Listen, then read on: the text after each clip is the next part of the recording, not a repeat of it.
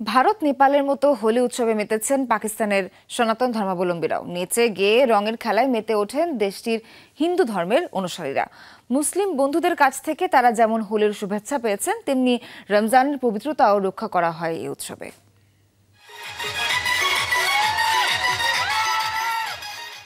একদিকে জ্বালানো হয়েছে অসুরের প্রতিকৃতি, অন্যদিকে চলছে নেচে গিয়ে রং খেলা।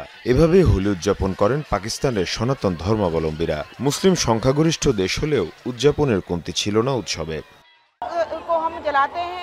রং ছিটিয়ে এভাবেই আমরা উৎসব করি। রং ছড়ানোর অর্থ হলো আমরা মনের সব পঙ্কিলতা দূর করতে চাই। জীবনের যত নেতিবাচক প্রভাব আছে সেগুলো সব দূরে ঠেলে দিতে চাই। পবিত্র রমজান মাসে দোল উৎসব হলেও তাতে কোনো বাধা সৃষ্টি হয়নি বলে জানান পাকিস্তানে বসবাসরত হিন্দু ধর্মের অনুসারীরা। মুসলিম বন্ধুদের কাছ থেকে হোলির শুভেচ্ছা পেয়েছেন তারা। রমজানের পবিত্রতা রক্ষা করে উদযাপনে মাতেন লাখ লাখ সনাতনী। আমাদের বন্ধু প্রতিবেশী সহকর্মীদের বেশিরভাগই মুসলমান, তাই এই রমজান মাসে যেন তাদের কোনো অসুবিধা না হয় সেই বিষয়টিও আমরা মাথায় রেখেছি। সেভাবেই আমরা এবারের হোলি উদযাপন করছি। অনেক মুসলিম বন্ধু আমাকে হোলির শুভেচ্ছা জানিয়েছেন। এবারের উৎসব রমজান মাসে পড়েছে, এই মাসের পবিত্রতা আমরাও রক্ষা করি।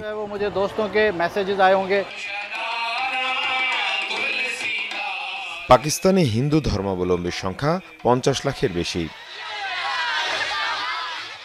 মীর মুশফিকা হাসান, যমুনা নিউজ।